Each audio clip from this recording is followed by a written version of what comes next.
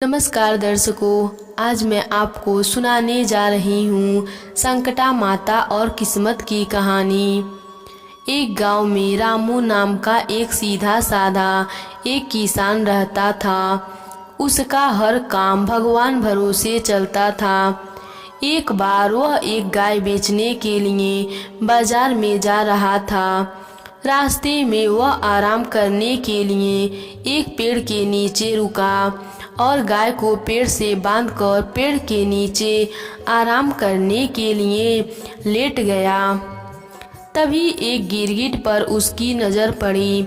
गिरगिट अपने स्वभाव अनुसार अपनी मुंडी ऊंची नीची करने लगी।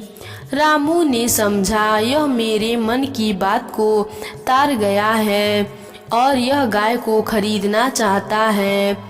यह सोचकर उसने गिरगिट से कहा, क्यों रे, क्या है? गिरगिट ने अपने स्वभाव अनुसार मुंडी फिर से हिलाई। रामू ने अर्थ लगाया कि यह गाय लेने का इशारा कर रहा है। रामू बोला, गाय लेगा? 30 रुपए की है। गिरगिट ने फिर से मुंडी हिलाई। रामू ने समझा यह हाँ कर रहा है। रामू ने सोचा कि बाजार में कहाँ भटकता रहूँगा, गाय इसे ही बेच देता हूँ। रामू ने पूछा, आज पैसे देगा कि कल देगा? गिरगिट ने फिर मुंडी हिलाई। उसने जो समझा वह यह था कि अच्छा कल देगा, चलो कोई बात नहीं, कल ही दे देना भाई। फिर वह गाय को वहीं छोड़कर घर की तरफ लौट आया। रामू घर आया तो उसकी पत्नी ने पूछा, क्या गाय बेच आए? कितने रुपए में बेची? लाओ पैसे दो। इतने प्रश्नों के उत्तर में रामू ने कहा, एक गिरगिट को 30 रुपए में बेच दी है, पैसे कल देगा। उसकी पत्नी ने पूरी बात सुनी तो वह दंग रह गई। वह बोली, तुम पागल तो नहीं हो गए? कहीं गिरगिट भी गाय खरीदते हैं और वह पैसे कहाँ से देगा? घर के दूसरे लोगों को जब मालूम पड़ा तो उन्होंने उसे खूब खड़ी खोटी सुनाई। फिर गांव में जिसे भी पता लगा वह सभी लोग उसकी खूब हंसी उड़ाने लगे। लेकिन रामू पर किसी के बात का कोई असर नहीं पड़ा। दूसरे दिन सूरज निकलते ही वह घर से निकल पड़ा। रामू ने जब उस पेड़ के पास जाकर देखा, उसे ना तो गाय दिखाई दी और ना ही वह गिरगिट।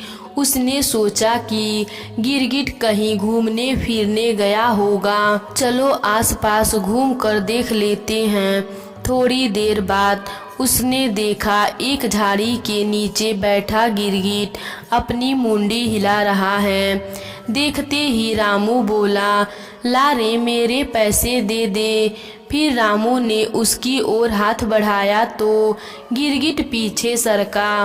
रामू जरा और आगे बढ़ा, तब गिरगिट अपनी बिल में घुस गया। रामू ने सोचा कि शायद वह अंदर पैसे लेने के लिए गया है। थोड़ी देर प्रतीक्षा की, फिर वह उठा और अपने पास पड़ी एक लकड़ी से बिल को यह कहकर खुरेदने लगा कि चल भाई चल, बहुत देर हो गई है, मुझे पैसे दे दे ताकि मैं घर जाऊं। 2-4 बार कुरेदने से वहां उसे एक चांदी की सिक्का नजर आया। रामू ने समझा कि यह गिरगिट भीतर से दे रहा है।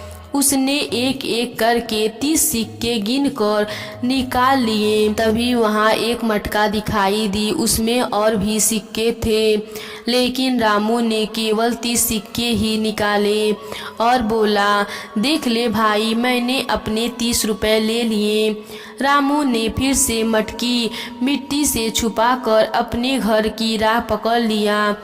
घर जाकर सिक्कों को अपनी पत्नी को देते हुए उसने सारा किस्सा अपनी पत्नी को सुनाया।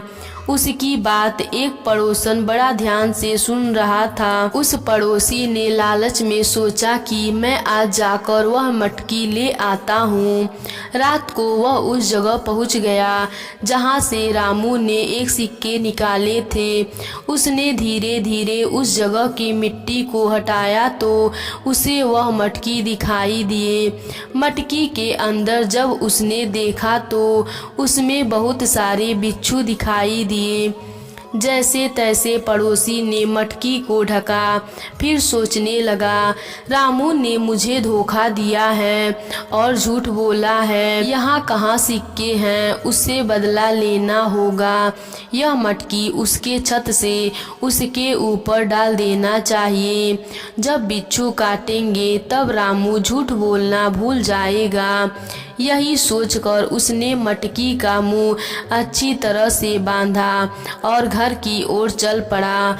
उसने रामू के छत से खपड़ैल को हटाया, मटकी का मुंह खोलकर बिच्छुओं को उड़ेल दिया और चुपचाप घर चला गया। उधर रामू के ऊपर चांदी के सिक्के टपाटप गिर रहे थे तो उसकी आँख खुल गई। उसने अपनी पत्नी को जगाया और बोला, देख भगवान ऊपर वाला जब भी देता है तो छप्पर फाड़ कर देता है। दोस्तों, भगवान हमें उतना ही देते हैं जितना हमारी किस्मत में होता है। तो प्रेम से बोलिए संकटा माता की जय।